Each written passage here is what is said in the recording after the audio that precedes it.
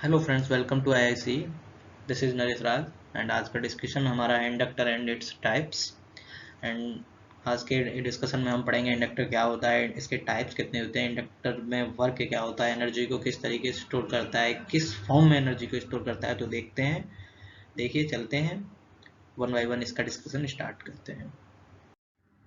तो आज का डिस्कशन करते हैं इंडक्टर एंड इट्स टाइप। सबसे पहले इंडक्टर को हम कैसे बनाते हैं, किस तरीके से इंडक्टर को बनाते हैं। हम क्या करते हैं, सबसे पहले एक वायर लेते हैं और वायर को क्या करते हैं, एक सर्कुलर फॉर्म में उसको क्या करते हैं, फोल्ड कर लेते हैं, एक कॉइल के फॉर्म में फोल्ड कर लेते हैं। जैसा कि आप लोग यहाँ पर देख रहे हैं कि ये आपको दिखाया गया है कि ये जो है, ये रेड कलर्स में ये सारे वायर्स हैं और हमने क्या किया है कि एक होलो पोर्सिलिन कोर पे इसको राउंडेड राउंडेड क्या करा, कॉइल के फॉर्म में इसको लपेट लिया है। तो ये क्या करेगा, एक तरीके से इंडक्टर ये फॉर्म हो गया है। अब इसमें क्या करेंगे, हमने क्या सबसे पहले क्या लिया, वायर लिया। वायर लेने के बाद इसको फोल्ड किया in the form of coil, coil के फॉर्म में फोल्ड करिए, फ्लो कॉयल के फॉर्म में फोल्ड करने के बाद इसमें क्या किया, करंट को फ्लो किया। जब हम इसमें करंट को फ्लो करेंगे तो करंट की क्या प्रॉपर्टी होती है कि जब भी किसी करंट वायर में करंट फ्लो होता है तो उसमें मैग्नेटिक फील्ड प्रोड्यूस होता है। तो इसमें क्या हुआ, मैग्नेटिक फील्ड क्या है, इंड्यूस हो गया कॉयल के अंदर। जब मैग्नेटिक फील्ड प्रोड्यूस हुआ है तो इसके बीच में क्या होगा, मैग्नेटिक फ्लक्स क्या होगा, एसोसिएटेड हो जाएगा इससे, यानी कि मैग्नेटिक फ्लक्स संबंध हो जाएगा। अब जैसे जैसे इसमें करंट का मान, जब हमने एक, अब इस तरीके से हमने देखा अब तक कि हमारा एक इंडक्टर फॉर्म हो गया है। अब इंडक्टर फॉर्म होने के बाद में जब हम इसमें करंट फ्लो करते हैं, करंट फ्लो होने के बाद में करंट क्या होगी, इसमें चेंज होगी। जब करंट चेंज होगी, यहाँ पर ये देखिए करंट चेंज होगी तो क्या होगा, मैग्नेटिक फ्लक्स चेंज होगा। और मैग्नेटिक फ्लक्स चेंज होने से क्या होगा कि एक इंड्यूस्ड ईएमएफ हो गया। फैराडे का लॉ क्या कहता है, ई बराबर minus D and D phi by D T, यानी कि फ्लक्स के चेंज होने की दर जो है वो विद्युत वाहक बल के बराबर होती है। यानी कि जिस जैसे जैसे इसमें करंट चेंज होगी फ्लक्स चेंज होगा।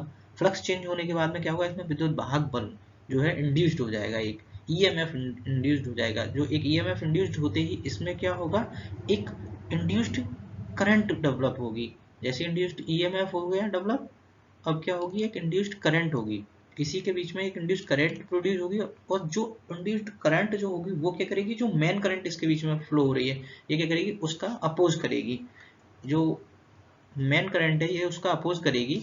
ये इस तरीके से हम एक इंडक्टर की वर्किंग, इंडक्टर की प्रॉपर्टी समझ सकते हैं कि सबसे पहले हमने क्या किया, एक वायर लिया, उसको फोल्ड किया एक कॉइल के फॉर्म में, और फिर उसमें हमने क्या किया, करंट फ्लो की। करंट फ्लो करने के बाद उसमें मैग्नेटिक फ्लक्स प्रोड्यूस हुआ। मैग्नेटिक फ्लक्स प्रोड्यूस होने के बाद में मैग्नेटिक फील्ड प्रोड्यूस हुआ। फिर मैग्नेटिक फील्ड जो से किससे हुआ, उसमें मैग्नेटिक फ्लक्स एसोसिएट हुआ। Magnetic flux change, magnetic flux जो है वो करंट के चेंज होने पर चेंज हो रहा है, और फ्लक्स के चेंज होने पर हमको क्या मिलेगा, विद्युत वाहक बल मिलेगा, जो फैराडे के लॉ के अकॉर्डिंग है। जिससे क्या होगा कि हमारा इसमें क्या होगा, एक इंड्यूस्ड करंट डेवलप होगी, और इंड्यूस्ड करंट होने के बाद में क्या होगा कि ये उस करंट का अपोज करेगी जो मेन करंट, जिसकी वजह से इंड्यूस्ड ईएमएफ क्रिएट हुआ है। Okay, let's see next. Inductance and inductors, what is inductance and what is inductor. सबसे पहले मेन डिफरेंस यही हम लोगों को पता होना चाहिए कि इंडक्टेंस क्या होती है, इंडक्टर क्या होती है। Inductance is the property of coil. Inductance जो होता है वो कॉइल्स की एक प्रॉपर्टी होती है जो हमेशा करंट के चेंज में, करंट में चेंज होने का विरोध करती है। जैसे कि मैं इस कॉइल में करंट फ्लो कर रहा हूँ, ये कॉइल है, ये कॉइल मैंने बनाई, तो ये एक प्रॉपर्टी कॉइल है। इस कॉइल की प्रॉपर्टी क्या है कि जब मैं इसमें करंट फ्लो करूंगा, ठीक, तो इसकी क्या प्रॉपर्टी है होगी कि ये इसी करंट का अपोज करेगी। तो जो इलेक्ट्रॉनिक कंपोनेंट्स जिसके पास इंडक्टेंस की प्रॉपर्टी होती है वो क्या कहलाते हैं, इंडक्टर कहलाते हैं।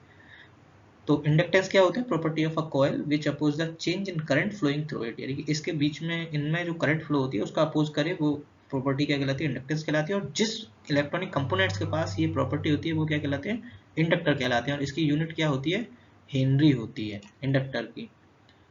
एंड तो जैसा कि आप लोग यहाँ पर देख रहे हैं, सबसे इसमें हम देख रहे हैं inductance of a coil. Inductance का फॉर्मूला क्या होता है, एल बराबर mu zero mu R N square A upon L.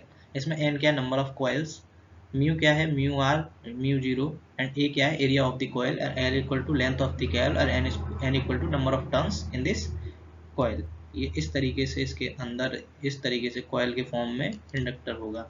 And mu R, mu zero जो है permeability of air, mu R जो है permeability of relative permeability, mu R relative permeability, और म्यू जीरो जो है वो permeability of the air.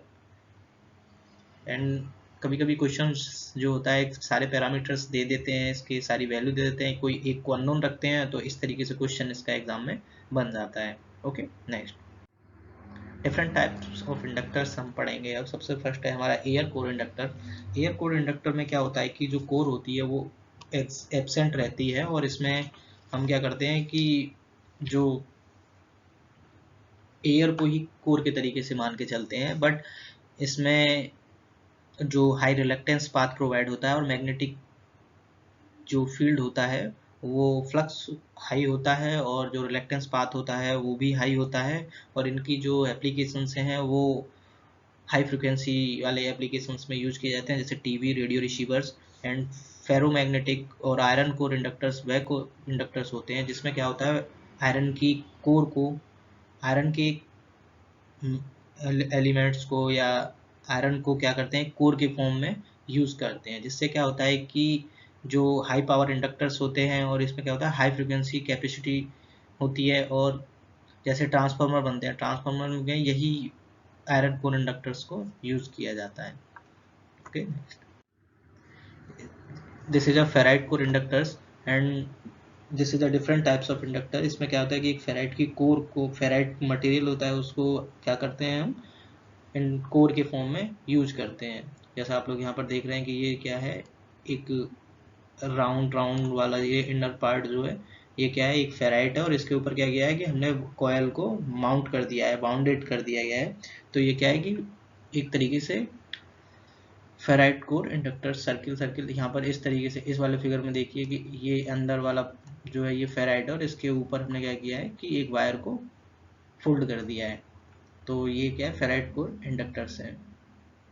Okay, next inductors के अंदर एनर्जी जो होती है वो किस फॉर्म में स्टोर होती है। इंडक्टर्स में एनर्जी जो होती है मैग्नेटिक फील्ड के फॉर्म में स्टोर होती है, और इसमें क्या फॉर्मूला होता है एनर्जी का, U square equal to half L I square जो होता है वो एनर्जी, कितनी एनर्जी इसमें स्टोर है, एल इक्वल टू इंडक्टेंस और आई इक्वल टू जो इंडक्टर के थ्रू करंट फ्लो हो रही है। जैसे कि यहाँ पर देखिए एक इंडक्टर को सर्किट में लगाया गया है और यहाँ से इसमें करंट फ्लो की जा रही है, और इसके अक्रॉस वोल्टेज कितना है इंडक्टर के, V बराबर L D I by D T, voltage is across of the inductor, and P equal to V I, P बराबर L D I by D T. And आप लोगों ने देखा वीडियो में हमने डिस्कस किया इंडक्टर, इंडक्टर टाइप्स, इंडक्टर की working क्या है, इंडक्टर के टाइप्स क्या होते हैं, इंडक्टर्स में एनर्जी किस फॉर्म में स्टोर होती है। Okay, thank you.